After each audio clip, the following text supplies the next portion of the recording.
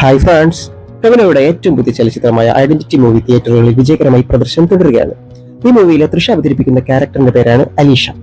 Photographic മെമ്മറിയുള്ള ഒരു റിപ്പോർട്ടറായാണ് തൃഷ ഈ മൂവിയിലെത്തുന്നത്. എന്നാൽ ഫോട്ടോഗ്രാഫിക് മെമ്മറി ഉണ്ട് എന്നത് കൂടാതെ വിചിത്രമായ ഒരു അസുഖം കൂടി തൃഷയുടെ ക്യാരക്ടറിനെ ഈ സിനിമയിൽ വേട്ടയാടുന്നുണ്ട്. പ്രോസോപാഗ്നോഷ്യ ഓർ ഫേസ് ബ്ലൈൻഡ്നെസ് എന്നാണ് ഈ അസുഖത്തിന്റെ പേര്. ആളുകളുടെ മുഖങ്ങൾ തിരിച്ചറിയാൻ നമ്മുടെ തലച്ചോറിന് കഴിയാത്ത അവസ്ഥയാണ് ഫേസ് ബ്ലൈൻഡ്നെസ് അഥവാ പ്രോസോപാഗ്നോഷ്യ എന്ന് പറയുന്നത്. ഇനി നമുക്ക് കുറച്ച് പ്രോസോപാഗ്നോഷ്യയുടെ വിശേഷങ്ങളിലേക്ക് കടക്കാം. 1867കളിൽ ഒഫ്താൽമോളജിസ്റ്റുകളായ ഡോക്ടർ ക്വാഗ്ലിനോ ആൻഡ് ഡോക്ടർ ബോറെല്ലിയാണ് രോഗികളിൽ ആദ്യമായി ഈ അസുഖം റിപ്പോർട്ട് ചെയ്തത്.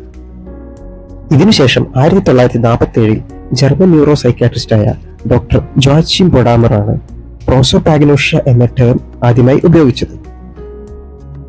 ഫേസ് എന്നർത്ഥം വരുന്ന ഗ്രീക്ക് വേർഡായ പ്രോസോപ്പ് ആൻഡ് ലാക്ക് ഓഫ് നോളജ് എന്നർത്ഥം വരുന്ന അഗ്നോഷ്യ, ഈ രണ്ട് വേർഡുകളും കൂട്ടിച്ചേർത്താണ് പ്രോസോപാഗ്നോഷ്യ എന്ന ടെർമിനോളജി ആദ്യമായിട്ട് കൊണ്ടുവന്നത്.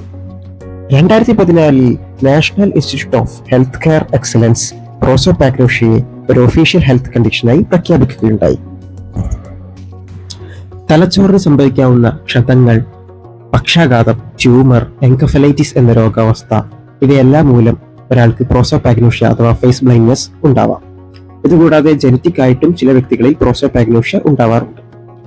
ഒരു മനുഷ്യന് വ്യത്യസ്ത മുഖങ്ങൾ റിക്കഗ്നൈസ് ചെയ്യാൻ സഹായിക്കുന്ന തലച്ചോറിന്റെ പ്രധാനപ്പെട്ട ഭാഗമാണ് ഫ്യൂസിഫോം ഗൈറസ്. ഫ്യൂസിഫോം ഗൈറസിന് ഉണ്ടാകുന്ന ഡാമേജുകളാണ് ഭാവിയിൽ പ്രോസോപാഗ്നോഷ്യയിലേക്ക് വഴിതെളിക്കുന്നത്. Fight club, Troy, world war II ഈ മൂവികളിലൂടെയെല്ലാം പ്രശസ്തനായ ഹോളിവുഡ് ആക്ടറായ ബ്രാഡ് പിറ്റ് ഒരിക്കൽ ഇന്റർവ്യൂവിൽ പറയുകയുണ്ടായി, അദ്ദേഹത്തിന് ആളുകളുടെ മുഖം തിരിച്ചറിയുന്നതിൽ കാര്യമായ ബുദ്ധിമുട്ടുണ്ട് എന്ന്. ഫോർമലി ഇദ്ദേഹത്തിന് പ്രോസോപാഗ്നോഷ്യ സ്ഥിരീകരിച്ചിട്ടില്ലെങ്കിൽ പോലും ഇദ്ദേഹത്തിന്റെ ഈ അവസ്ഥ മറ്റുള്ളവരിൽ നിന്നും ഐസൊലേറ്റ് ആയി നിൽക്കാൻ അദ്ദേഹത്തെ ഇടയ്ക്കിടയ്ക്ക് പ്രേരിപ്പിക്കാറുണ്ടെന്നും ഇന്റർവ്യൂവിൽ പറയുകയുണ്ടായി. നിലവിൽ കംപ്ലീറ്റ് ക്യൂർ ഇല്ലാത്ത ഒരു രോഗാവസ്ഥയാണ് പ്രോസോപാഗ്നോഷ്യ. എന്നിരുന്നാൽ പോലും ജീവിത രീതികൾ മെച്ചപ്പെടുത്താൻ വേണ്ടി പ്രോസോപാഗ്നോഷ്യ വിക്ടിമുകൾക്ക് വേണ്ടി ഒരുപാട് നൂതന സാങ്കേതിക വിദ്യകൾ ഇന്ന് മോഡേൺ മെഡിസിനിൽ ലഭ്യമാണ്.